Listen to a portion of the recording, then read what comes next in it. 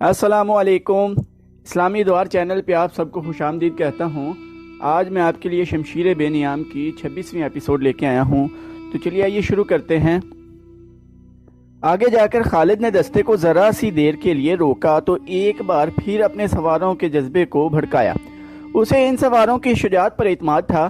مسلمان ابھی دور تھے۔ خالد نے شتر بازوں کے بحروب میں اپنے 3-4 آدمی آگے بھیج دیے تھے جو مسلمانوں کی رفتار کی اور دیگر قوائف کی اطلاعیں دے رہے تھے۔ وہ باری باری پیچھے آتے اور بتاتے تھے کہ مسلمان کراؤ الغمیم سے کتنی دور رہ گئے ہیں۔ خالد ان اطلاعوں کے مطابق اپنے دستے کی رفتار بڑھاتا جا رہا تھا۔ مسلمان رسول کریم صلی اللہ علیہ وآلہ وسلم کی قیادت میں معمولی رفتار سے اس پھندے کی طرف چلے جا رہے تھے جو ان کے لیے خالد کراؤ الغمیم میں بچھانے جا رہا تھا۔ خالد اس اطلاع کو نہیں سمجھ سکا تھا کہ مسلمان اپنے ساتھ بہت سے دمبے اور بکرے لا رہے ہیں۔ اسے اس سوال کا جواب نہیں مل رہا تھا کہ وہ مکہ پر حملہ کرنے آ رہے ہیں تو دمبے اور بکرے کیوں ساتھ لا رہے ہیں۔ انہیں ڈر ہوگا کہ محاصرہ طول پکڑ گیا تو خوراک کم ہو جائے گی۔ خالد کے ایک ساتھی نے خیال ظاہر کیا، اس صورت میں وہ ان جانوروں کا گوشت کھائیں گے، اس کے سوا ان جانوروں کا اور کیا استعمال ہو سکتا ہے؟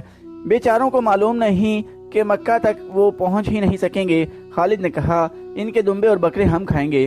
مسلمان ابھی کراؤ الغمیم سے 15 میل دور اصفان کے مقام پر تھے کہ خالد اس سلسلہ کو میں داخل ہو گیا۔ اس نے اپنے دستے کو پہاڑیوں کے دامن میں ایک دوسرے سے دور دور رکنے کو کہا اور خود گھات کی موزوں جگہ دیکھنے کے لیے آگے چلا گیا۔ وہ درے تک گیا۔ یہی راستہ تھا جس سے قافلے اور دستے گزرا کرتے تھے۔ وہ یہاں سے پہلے بھی گزرا تھا، لیکن اس نے اس درے کو اس نگاہ سے کبھی نہیں دیکھا تھا جس نگاہ سے آج دیکھ رہا تھا۔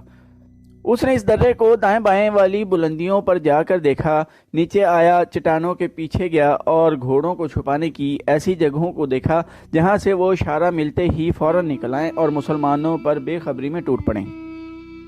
وہ مارچ 628 عیسوی کے آخری دن تھے۔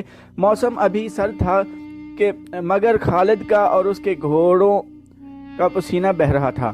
اس نے گھات کا علاقہ منتخب کر لیا اور اپنے دستے کو کئی حصوں میں تقسیم کر کے گھوڑوں کو درے کے علاقے میں چھپا دیا۔ اب اس نے اپنے ان آدمیوں کو جو مسلمانوں کی پیش قدمی کی اطلاعیں لاتے تھے اپنے پاس روک لیا، کیونکہ خدشہ تھا کہ مسلمان ان کی اصلیت معلوم کر لیں گے۔ مسلمان قریب آ گئے تھے۔ رات کو انہوں نے پڑاؤ کیا تھا۔ اگلی صبح جب نماز فجر کے بعد مسلمان کوچ کی تیاری کر رہے تھے، ایک آدمی رسول اکرم صلی اللہ علیہ وآلہ وسلم کے پاس آیا۔ تمہاری حالت بتا رہی ہے کہ تم دوڑتے ہوئے آئے ہو۔ رسول اکرم صلی اللہ علیہ وآلہ وسلم نے کہا، اور تم کوئی اچھی خبر بھی نہیں لائے؟ یا رسول اللہ، مدینہ کے اس مسلمان نے کہا، خبر اچھی نہیں اور اتنی بری بھی نہیں۔ مکہ والوں کی نیت ٹھیک نہیں۔ میں کل سے کراؤ الغمیم کی پہاڑیوں کے اندر گھوم پھر رہا ہوں۔ خدا کی قسم وہ مجھے نہیں دیکھ سکے جنہیں میں دیکھ آیا ہوں۔ میں نے ان کی تمام نقل و حرکت دیکھی ہے۔ کون ہیں وہ؟ اہل قریش کے سوا اور کون ہو سکتا ہے؟ اس نے جواب دیا، وہ سب گھوڑ سوار ہیں اور درے کے ارد گرد کی چٹانوں میں چھپ گئے ہیں۔ تعداد 300 اور 400 کے درمیان ہے۔ رسول کریم صلی اللہ علیہ وآلہ وسلم کے اس جاسوس نے کہا، میں نے اگر صحیح پہچانا ہے تو وہ خالد بن ولید ہے جس کی بھاگ دوڑ کو میں سارا دن چھپ چھپ کر دیکھتا رہا ہوں۔ میں اتنی قریب چلا گیا تھا کہ وہ مجھے دیکھتے تو قتل کر دیتے۔ خالد نے اپنے سواروں کو درے کے ارد گرد پھیلا کر چھپا دیا ہے۔ کیا یہ غلط ہوگا کہ وہ گھات میں بیٹھ گئے ہیں؟ مکہ والوں کو ہمارے آنے کی اطلاع ملی تو وہ سمجھے ہوں گے کہ ہم مکہ کا محاصرہ کرنے آئے ہیں۔ صحابہ اکرام رضی اللہ عنہ میں سے کسی نے کہا، خدا کی قسم جس کے ہاتھ میں ہم سب کی جان ہے۔ رسول اکرم صلی اللہ علیہ وآلہ وسلم نے فرمایا، اہل قریش مجھے لڑائی کے لیے للکاریں گے تو بھی میں نہیں لڑوں گا۔ ہم جس ارادے سے آئے ہیں اس ارادے کو بدلیں گے نہیں۔ ہماری نیت مکہ میں جا کر عمرہ کرنے کی ہے اور ہم یہ دمبے اور بکرے قربانی کے لیے ساتھ لائے ہیں۔ میں اپنی نیت میں تبدیلی کر کے خدائے ذوالجلال کو ناراض نہیں کروں گا۔ ہم خون خرابہ نہیں عمرہ کرنے آئے ہیں۔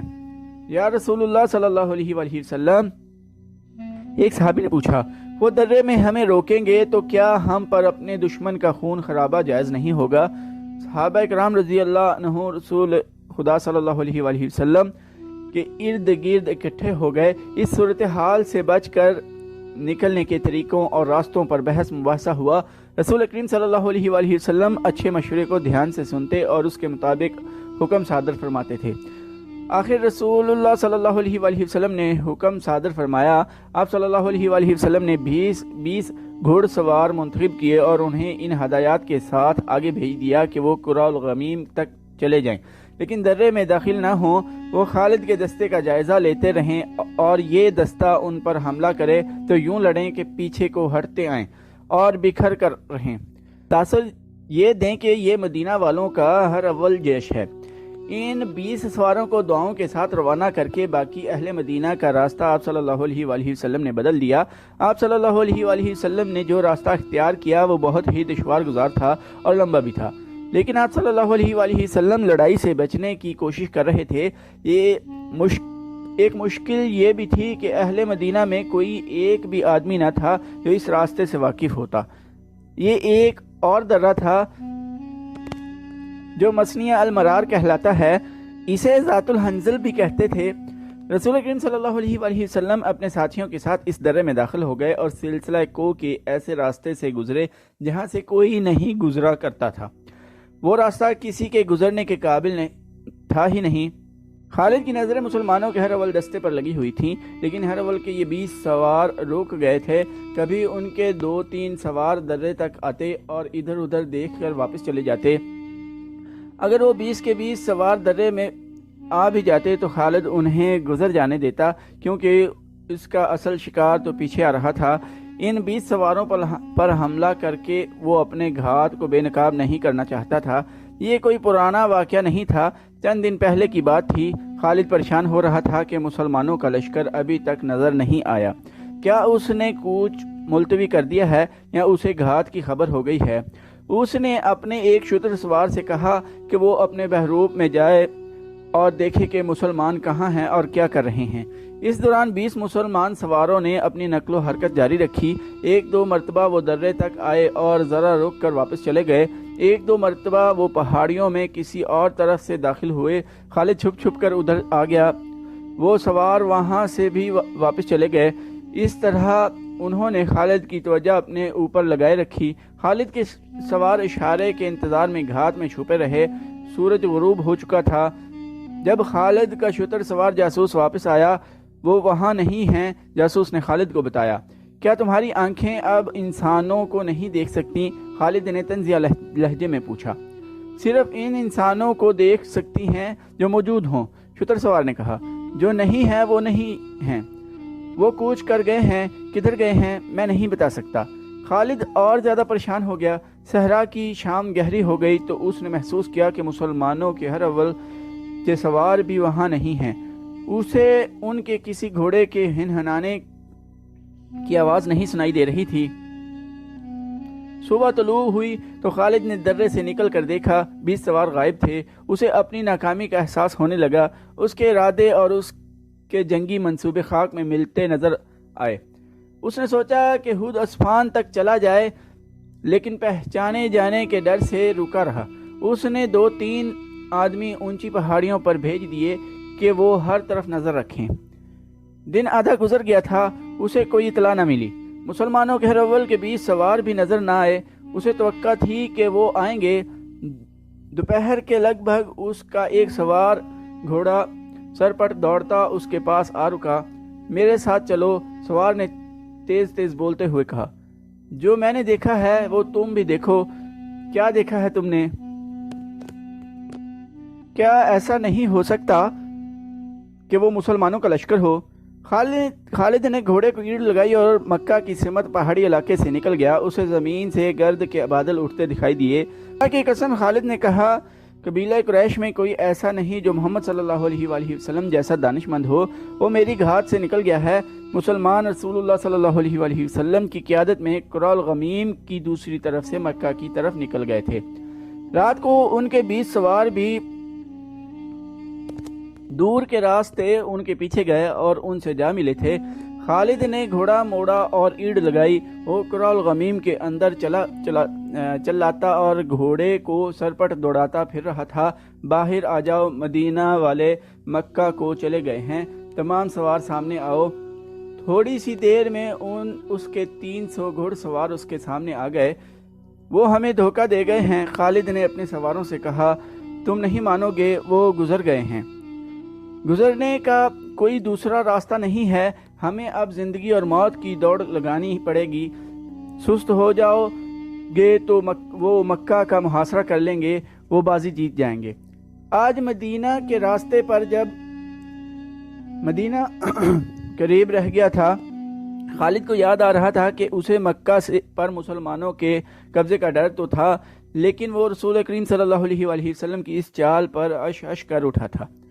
وہ خود فن حرب و ضرب اور عسکری چالوں کا ماہر اور دل دادا تھا۔ وہ سمجھ گیا کہ رسول اللہ صلی اللہ علیہ وآلہ وسلم نے اپنے ہر اول کے 20 سوار دھوکہ دینے کے لیے بھیجے تھے۔ سواروں نے اسے کامیابی سے دھوکہ دیا، اس کی توجہ کو گرفتار کیے رکھا اور مسلمان دوسری طرف سے نکل گئے۔ یہ جادو نہیں، خالد نے اپنے آپ سے کہا، اگر اپنے قبیلے کی سرداری مجھے مل جائے تو جادو کے یہ کرتب میں بھی دکھا سکتا ہوں۔ یہ صحیح تھا کہ اس کے باپ نے اسے ایسی عسکری تعلیم و تربیت دی تھی کہ وہ میدان جنگ کا جادوگر کہلا سکتا تھا، مگر اس کے اوپر ایک سردار تھا، ابو سفیان، وہ قبیلے کا سالار اعلیٰ بھی تھا، اس کے ماتحت خالد اپنی کوئی چال نہیں چل سکتا تھا۔ اپنی اس مجبوری نے اس کے دل میں ابو سفیان کی نفرت پیدا کر دی تھی۔ اسے چند دن پہلے کا یہ واقعہ یاد آ رہا تھا۔ 1400 مسلمان اس کی گھات کو دھوکہ دے کر مکہ کی طرف نکل گئے تھے۔ اس نے یہ سوچا ہی نہیں کہ 300 سواروں سے مسلمانوں پر عقب سے حملہ کر دے۔ اسے احساس تھا کہ جو مسلمان قلیل تعداد میں کثیر تعداد کے دشمن کو شکست دے سکتے ہیں، انہیں 300 سواروں سے شکست نہیں دی جا سکتی، کیونکہ وہ کثیر تعداد میں ہیں۔ اسے مکہ ہاتھ سے جاتا نظر آنے لگا تھا اور اسے یہ خفت بھی محسوس ہونے لگی تھی کہ اس کی گھات کی ناکامی پر ابو سفیان اسے تانا دے گا اور ہنسی اڑائے گا، پھر اسے قریش کی شکست اور مکہ کے سقوط کا مجرم کہا جائے گا۔ اس نے اپنے سواروں کو ایک راستہ سمجھا کر کہا کہ مسلمانوں سے پہلے مکہ پہنچنا ہے۔ یہ دور کا راستہ تھا، لیکن وہ مسلمانوں کی نظروں سے بچنے کی کوشش کر رہا تھا۔ اس کے 300 سواروں نے گھوڑوں کو ایڑیں لگا دیں۔ راستہ لمبا ہونے کی وجہ سے 3 میل کا فاصلہ 1.5 گنا ہو گیا تھا۔ جلد رفتار سے کم کرنے کے جتن کر رہا تھا۔ عربی نسل کے اعلیٰ گھوڑے شام سے بہت پہلے مکہ پہنچ گئے۔ وہاں مسلمانوں کی ابھی ہوا بھی نہیں پہنچی تھی۔ مکہ کے لوگ گھوڑوں کے شور و غل پر گھروں سے نکل آئے۔ ابو سفیان بھی باہر آ گیا۔ کیا تمہاری گھات کامیاب رہی؟ ابو سفیان نے پوچھا۔ وہ گھات میں آئے ہی نہیں، خالد نے گھوڑے سے کود کر اترتے ہوئے کہا، کیا تم مکہ کے ارد گرد ایسی خندق کھود سکتے ہو جیسے محمد صلی اللہ علیہ وآلہ وسلم نے مدینہ کے ارد گرد کھدائی تھی؟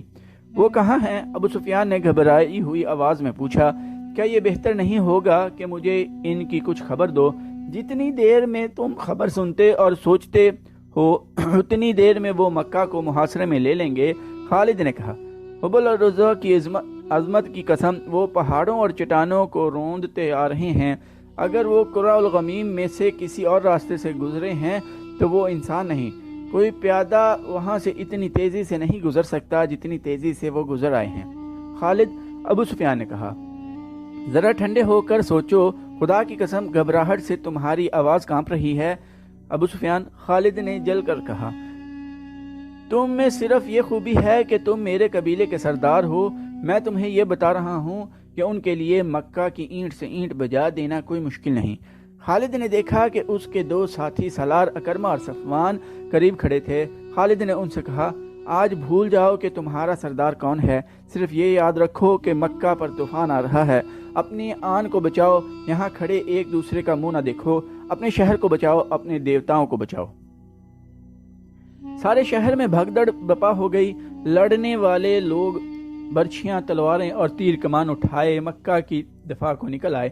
عورتوں اور بچوں کو ایسے بڑے مکانوں میں منتقل کیا جانے لگا جو قلعوں جیسے تھے۔ جوان عورتیں بھی لڑنے کے لیے تیار ہو گئیں۔ یہ ان کے شہر کا اور جان و مال کا ہی نہیں، ان کے مذہب کا بھی مسئلہ تھا۔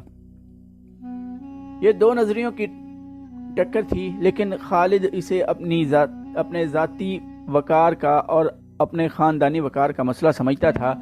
اس کا خاندان جنگ و جدل کے لیے مشہور تھا۔ اس کے باپ کو لوگ عسکری قائد کہا کرتے تھے۔